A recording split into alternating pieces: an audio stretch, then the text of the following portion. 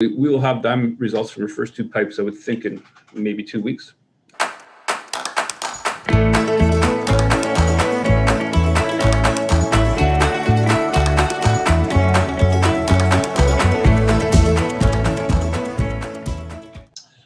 So Pat, at this point, if you'd just like to start off and go where you want to go.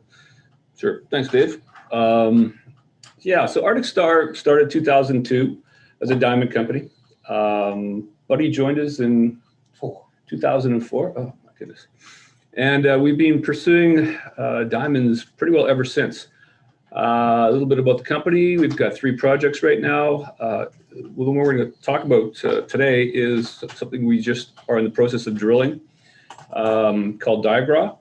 We also have a project in Finland that we're interested in, and we will, after we get the finances straightened out, we'll be back in Finland as well because it's an encouraging project. And we have another one in Nunavut called the Stein Project, which we're Dave Kelch, who works with us very closely. It's his company is earning into that project. So, but today we're going to talk about Diagra because it's interesting.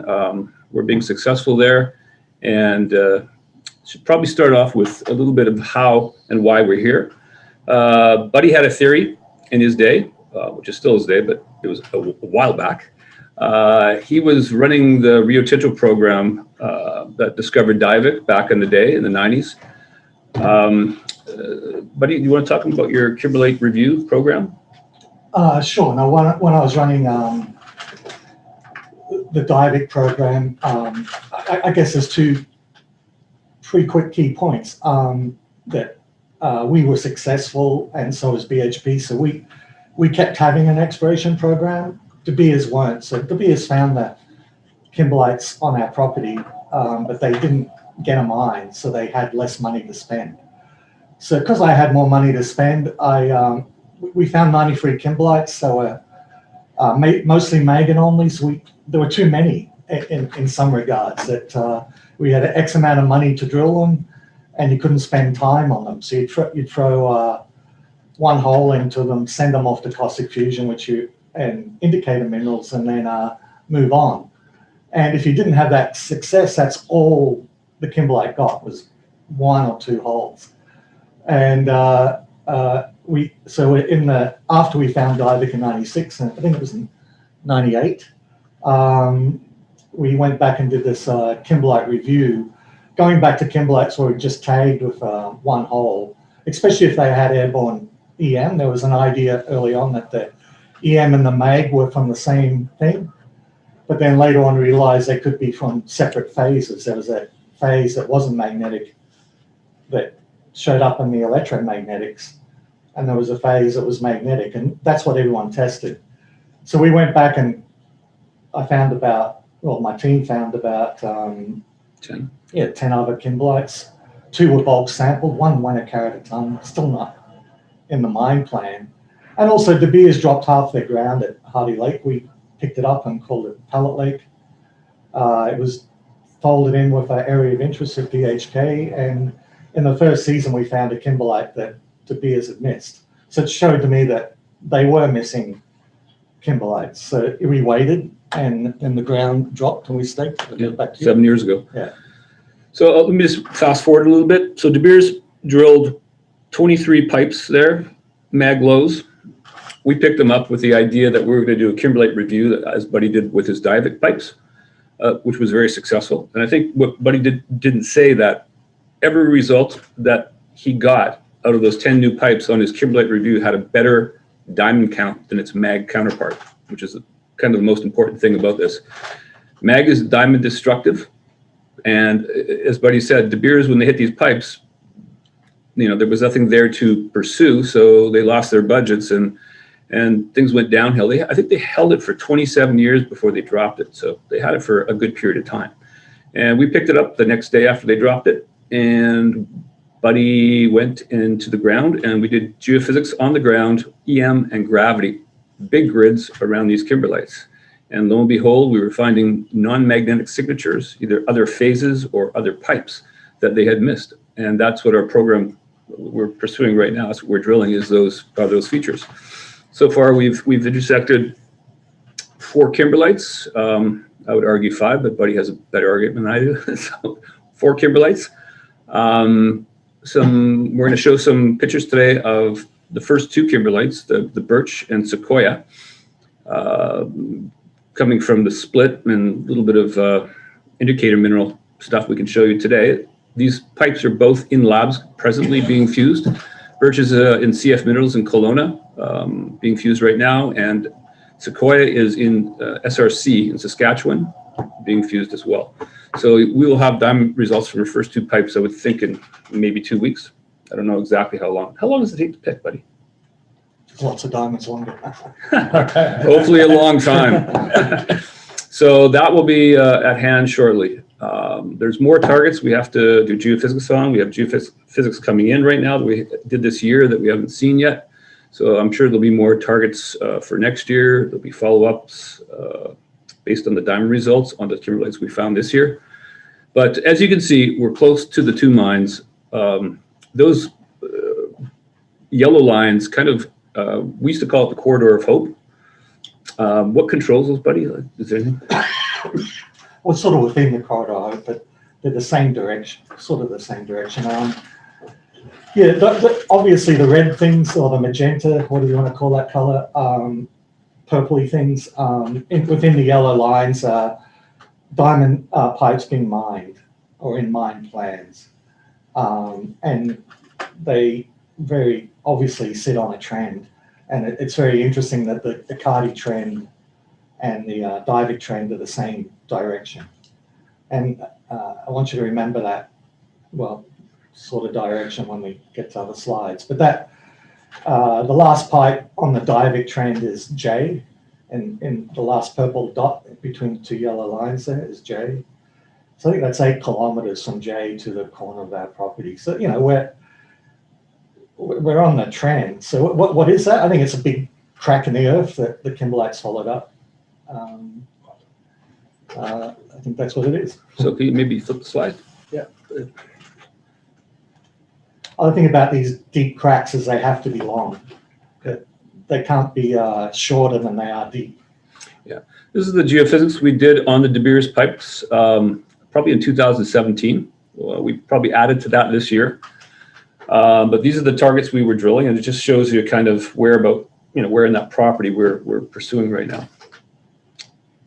So Jack Pine would fall on the edge of those yellow lines if you projected them up. Yeah. So this is just their more geophysics we've done on some of the De Beers pipes. A lot of this we haven't drilled yet, so there's a lot of drilling to be done. We have staked more ground, which we haven't announced yet because we officially don't have it. 6 weeks wait. Yeah, 6 weeks to wait for that. Whereabouts is that? It's probably the northeast corner of this to fill in that whole area. What else can you see on this? Yeah, so maybe the next slide, please. Those are all the 23 pipes, I believe. Yeah. That's just showing you in reference again to where we are in reference, and I think, is it the Winter Road? Yeah, the Winter Road. So we can access fairly well with the Winter Road. It does cross over our property in the north end of it. Just while you're there, Pat, see that little, above Diavik, there's that little hook on the road. Mhm. Not that one, the next road over, to the left. To the left, way over to the Yeah, left. that hook, Yeah. yeah, that's Misery. And that got trucked to a Cardi 32 Ks. So you can use that as a circle where, and that was like a 1.2 carat a ton, $120 goods. So $140 goods got, $140 a ton got trucked 32 Ks to a Cardi. So Yeah, it and gives you an idea what we need to find to truck it. we don't want to build a mine here. We want to sell ore to one of those 2 red circles. We don't want a third diamond plant up here. The red circles are 2 different $1 billion diamond plants. Yeah, so it's just a road away, and you can see it connects pretty well all through. So we'll bring it through feasibility and then put a price tag on it, and our shareholders will see benefit many years before a mine could be built. And Buddy and I don't want to build a mine. We're just too old now. Shane Speak wants for to- yourself. Yeah, Shane's got a question. Go ahead there, Shane. Buddy, question for you. The crew is demobilizing now, I understand. If we were to ramp up a second program, is it worthwhile to get the other 15, 16 targets drilled here by spending 25, 30% more so we don't have to wait and drill them through the ice? Can we put a barge on and drill them right fucking now? Well, we can get a barge. I've done that before. It's not cheap. Yeah, money. Give me money, I can do it. Or we can wait till next season and spend less money. It would be triple the cost to drill off a barge.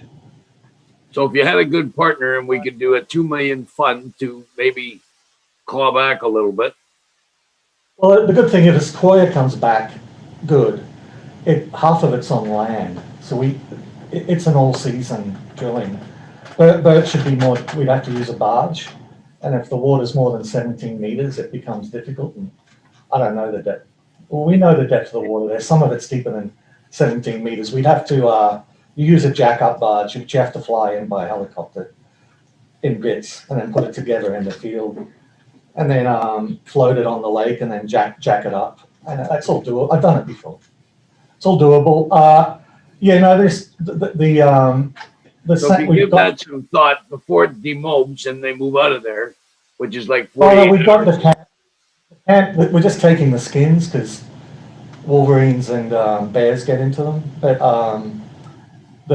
it's just a matter of bringing the skins back. It's two twin overloads to bring it back. So we still got a camp. The rig is already gone, Do you have a question? but we Just can bring it back. Yeah. as we're on questions here, we do have one more. When will the results be available from the current round of lab tests being conducted? I think you mentioned. But both samples have hit Saskatchewan and Chuck's lab.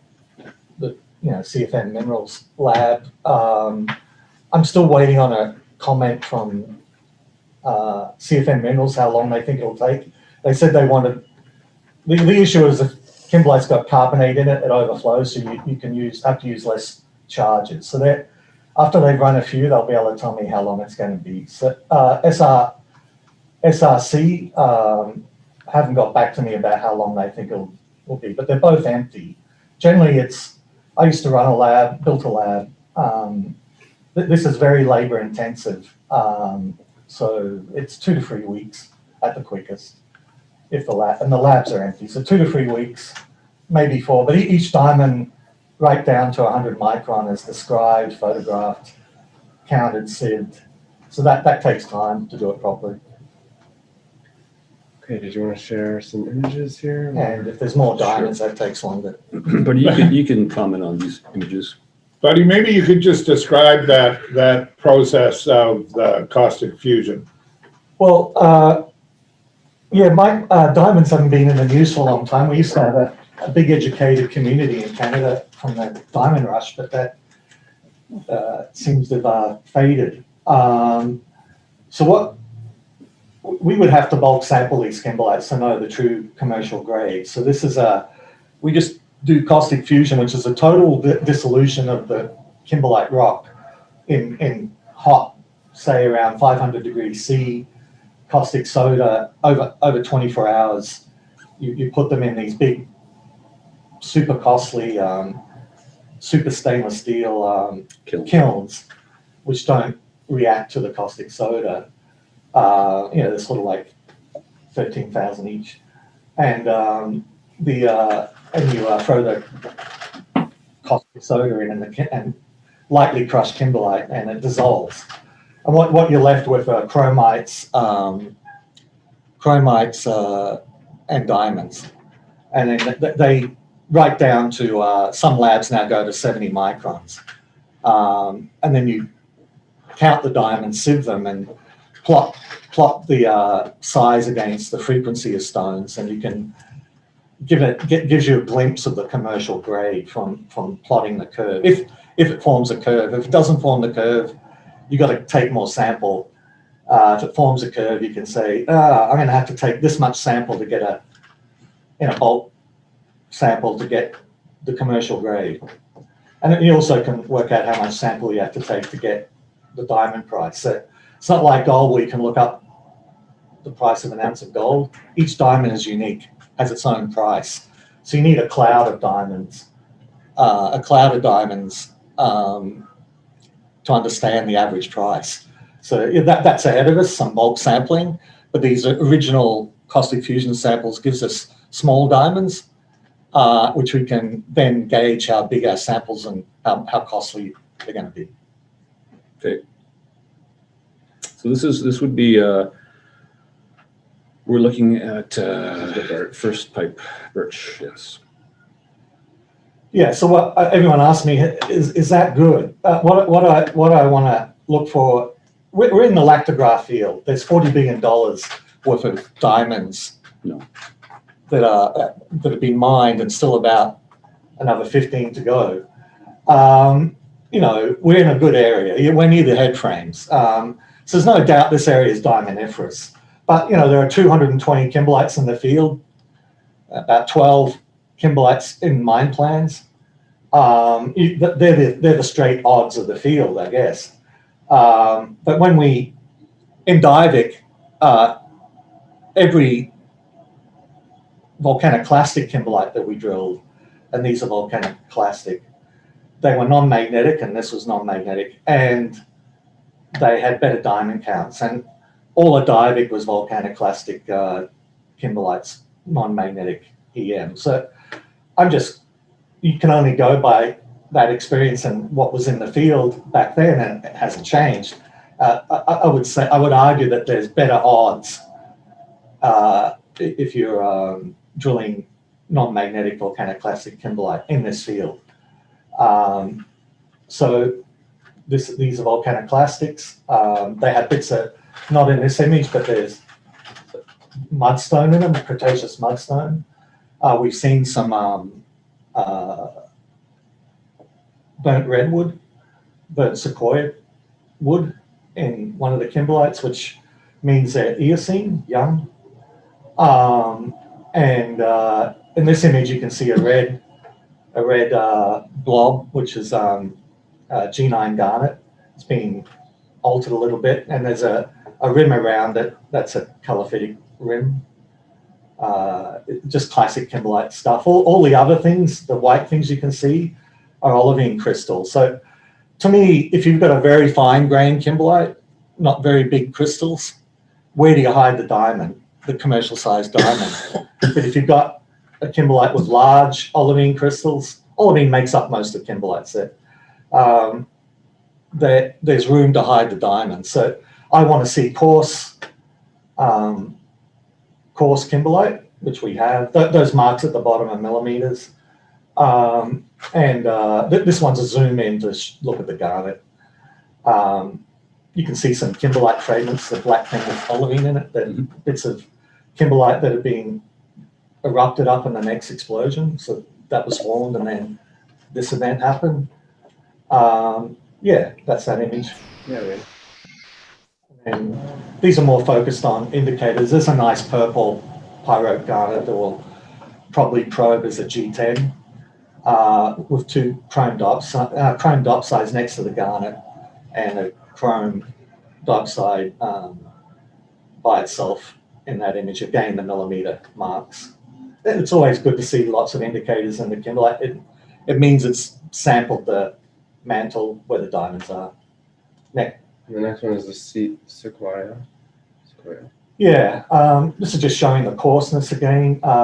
Some of those things have got armor on them, which is armored lapilli. This thing was in contact with the air. Things got thrown up, come back down. The green alteration is serpentinization. Next slide.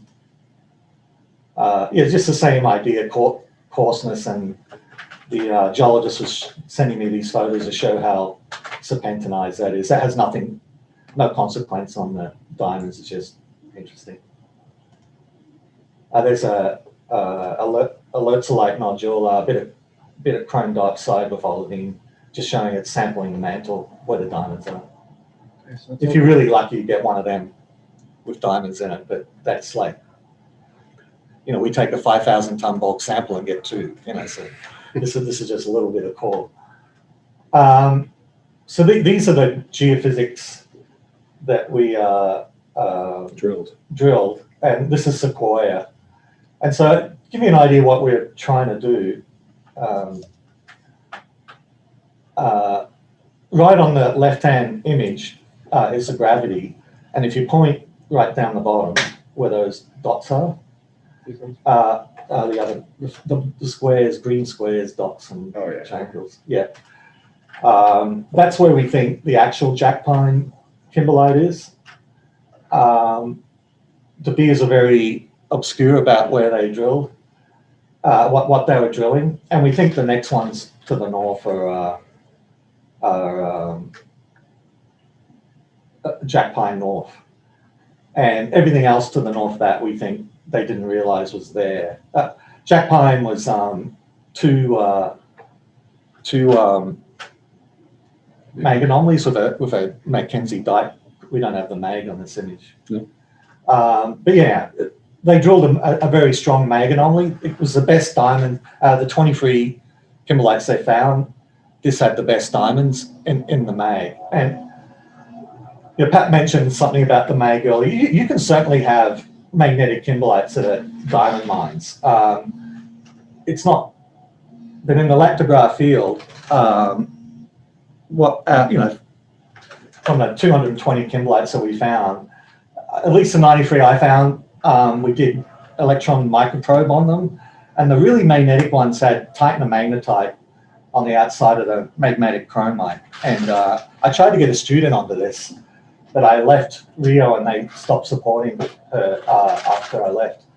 But we just noticed that all the crappy kimberlites were really magnetic and had this titanium magnetite rim.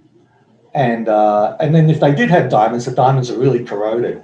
So come up with the idea that this is due to maybe travel time, but it's due to oxygenization. In the end, diamond's carbon, and if you get too much oxygen in the melt, it burns, and it converts to carbon dioxide. So we think that process that was etching and destroying the diamonds was also creating the magnetite against the other oxides on the in the kimberlite. So we're using it. You know, I would still drill a magnetic kimberlite, especially a weakly magnetic one. But certainly in the Lac de Gras experience, it's been the non-magnetic ones that have delivered, at least in my experience. And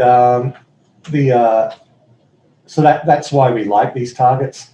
And we think De Beers just went along, hit the mag worked, you hit a kimberlite and you moved on. We come back, did gravity and EM. So gravity's the left-hand side, EM is the middle one. And those two circles are where we drilled and intersected kimberlite. yeah, so they're a long way apart. Pat wanted me to call them two separate kimberlites, but I argued that we're dealing with obviously dealing with a complex here. The idea is there's multiple events along a just off a north fissure, which is the same direction that controls Dargit, and this is a kilometer long. So I imagine a kimberlite feeder fissure with multiple eruptions along it, and creating a trough that gets filled with lots of tons of kimberlite. This would be the biggest kimberlite in Lac de Gras by far. So I think there's multiple. The two holes we drilled look totally different, so they're not the same kimberlite.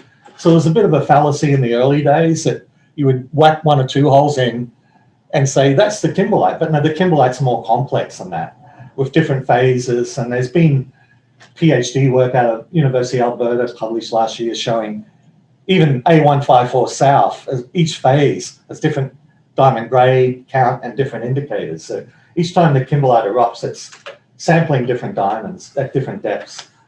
And so certainly when you're a big company, we were all told, look for 400-meter pipes when we went there. In fact, I was told A154 South's going to be no good before we had the diamond grade because it's too small for Rio Tinto.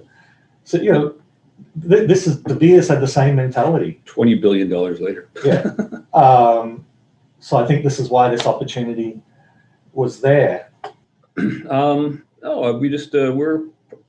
phoned us this morning. We're probably going to be up in Kelowna tomorrow, having a chat with him, and we'll have hopefully more news shortly.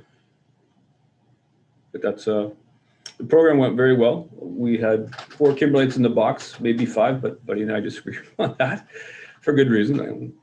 Buddy knows what he's talking about. We did actually get 5. There's a 50-centimeter dike we hit that we haven't. We had talked We'll about get to it. Yeah. So very successful program. Looking forward to the diamond results. We like the way the core looks. So it's just it's a waiting game at the moment. All right, we do have a question here. Thank you, Patrick, for the update and congratulations on Diagra. Will you hold another event after you get the results of the 2 kimberlite samples? And also, you mentioned at the beginning that you could expand on the status of the Tamonte Finland project. Yeah, well, it's been really difficult in the diamond exploration world for years. And these aren't cheap programs. Finland is a lot more economically viable for us, but we can't run 2 programs at once. This was a big step out. We finally got the drill program we were looking for, probably for the better part of 7 years since we've had this.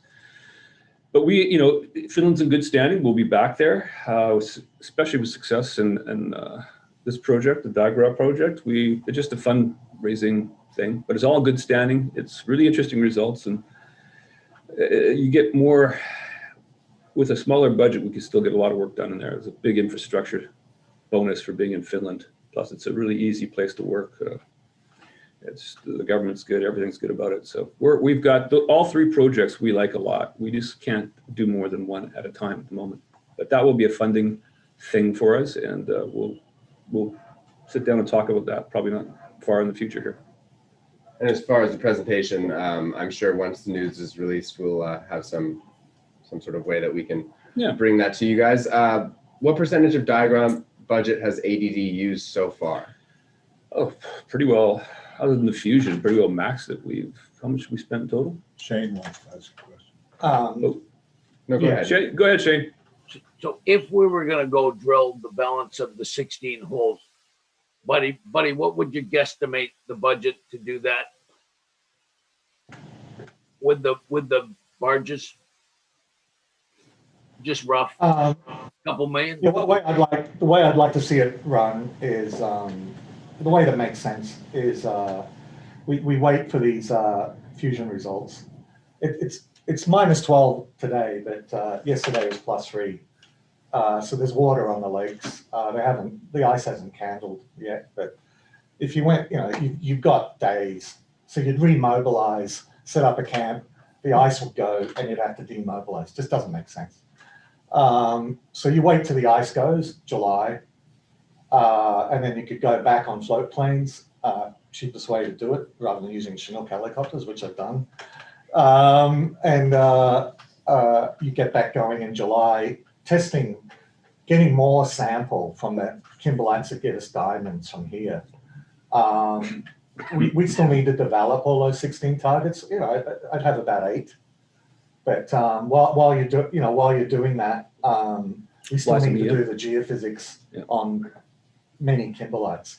And one of the reasons we didn't get that done is money, always money, and also permitting.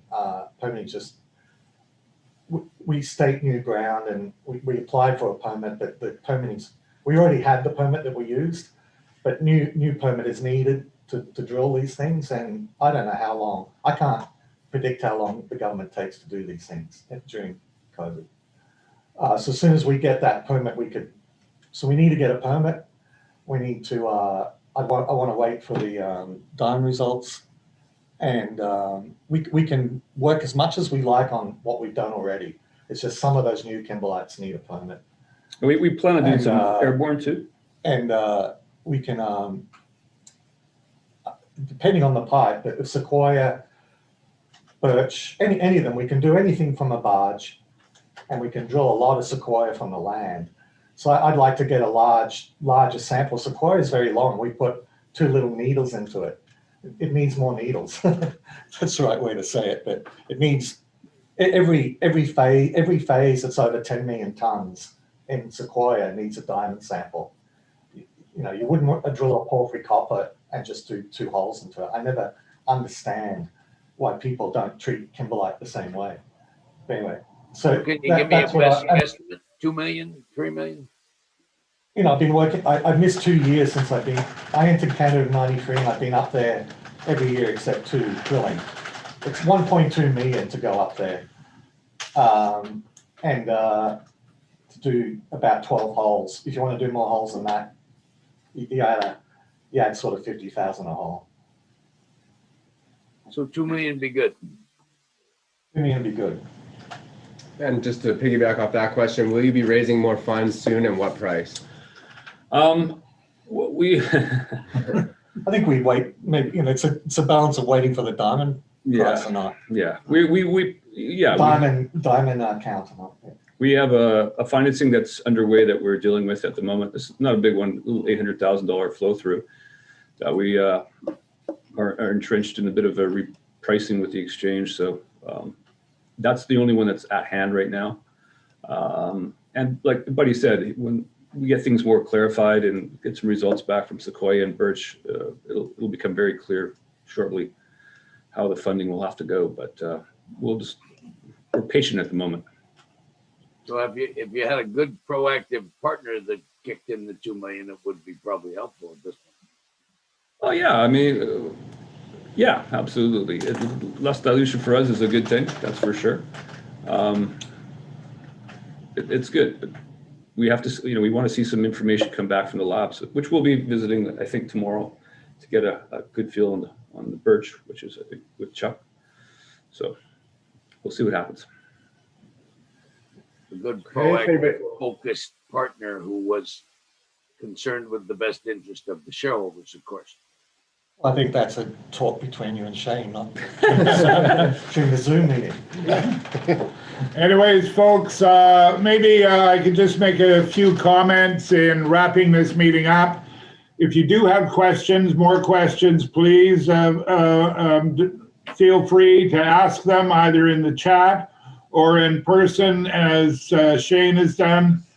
But if I could just summarize this opportunity that we have over the next couple of weeks, before we get the diamond counts out of the kimberlites that are at the lab at the moment, there's certainly a buying opportunity here in that if there's diamonds in those kimberlites, it will be truly this 2-week period now is the opportunity. I would suggest that you have a look at that and consider what could happen should those first 2 kimberlites come back with diamonds in them. And if you look back in history, in the first diamond rush in Canada, the amount of money that changed hands, the amount of opportunity that was there, it's just unparalleled in the mineral exploration game. Yes, diamonds may be the riskiest, but they are, no question, if we get the result, they're the most profitable. I don't think it's if, I think it's how many, isn't it, Dave? Well, in actual fact, I don't think it matters. I don't think it matters how many diamonds are in those first couple of cores, because they're a very small sample. If they're diamondiferous at all, we're in the driver's seat, we're on the winning horse, and Pat and Buddy are going to ride that winning horse right into the winning circle. Well, I'll say this, it couldn't happen to 2 of the more determined guys in the game. I couldn't guess for a better player to come up with round 2. Are you calling us old, Shane? Well,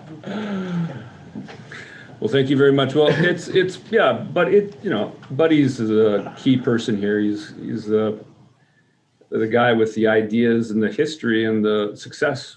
Like, he knows what he's talking about. There's no one in this area with more experience at drilling kimberlites in Lac de Gras than him. And don't sell yourself short either, Pat. There's only so many guys like us dumb enough to do this. So congratulations. So now you call us old, and now you're calling me dumb. This is getting worse. Well, thanks. Yeah, it's exciting, and yeah, we've done it a long time. Both of us have worked together for a long time. But I worked with Buddy from the Rio Tinto days, so our experience together is probably more than 20 if you take the Rio Tinto stuff. 96. 96. couldn't happen to two more special guys. Best of luck. Thanks, Shane. They both rode the special bus. We're aware of that. However, Colton, if you could just give us, this meeting has been recorded, and Colton will tell you where you can find it, where you will get it. And I think it's in everybody's best interest if you tell your friends and family about this meeting and about the opportunity that we have over the short term, because the long term looks extremely bright. And Colton, where will it be? Right, so in the next day or two, we'll have the video up on YouTube. We'll be sure to send it around to everybody that's RSVP'd. Like we said earlier too, once those results come, I'm sure we'll have some sort of video news release or something if we have positive results as well. So keep updated with Zim2. We'll be posting a lot about Arctic Star, and we'll make sure the recorded version is up as soon as we can. YouTube is where it will be. Dave, thank you very much for putting this on. No problem. Thanks, Shane. And yeah, if you do have any other questions, now's your chance. Thanks, folks.